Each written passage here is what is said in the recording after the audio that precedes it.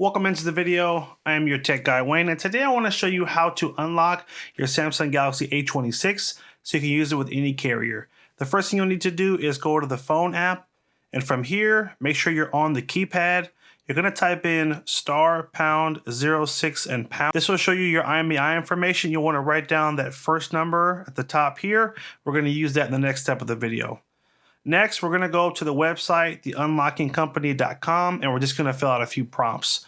Starting with the manufacturer, which is going to be Samsung, and then the model, which is going to be the Galaxy A26. Tap Unlock Phone, and then you're done. Just kidding. On the next page here, it's going to give you a price, let you know what it'll cost to unlock the phone, a delivery time for how fast it'll take them to get you the unlocking instructions. You'll select what country you purchased the phone in and the carrier right here. And in this box, IMEI number, type in the number that we got in the first step of the video. From there, you're going to add to cart, check out, and pay. Now, the way the process works is they're going to get you the latest unlocking instructions for that phone, and they're going to email it to you.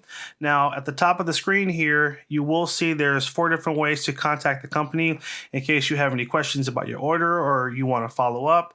There's a number to call, a number to text, an email address, and a WhatsApp number. But you really want to stick mainly to whatever this turnaround time is here. So they usually take anywhere from an hour to up to 3 days to get you the most current unlocking instructions.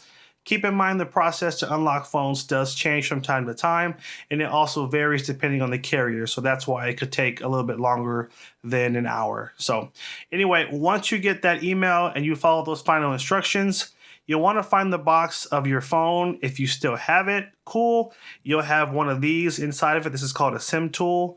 You'll use this to pop out your old SIM card and put in the SIM card of the new service. If you don't have this, no problem. Just find a paper clip and bend it back, and you can use that to pop out the old SIM card and put in the new one. Restart your phone, and then you'll be good to go. I'll make sure to leave a link in the description to the website, and they can take care of you right over there. Thanks again for watching. Take care, and as always, have a good one.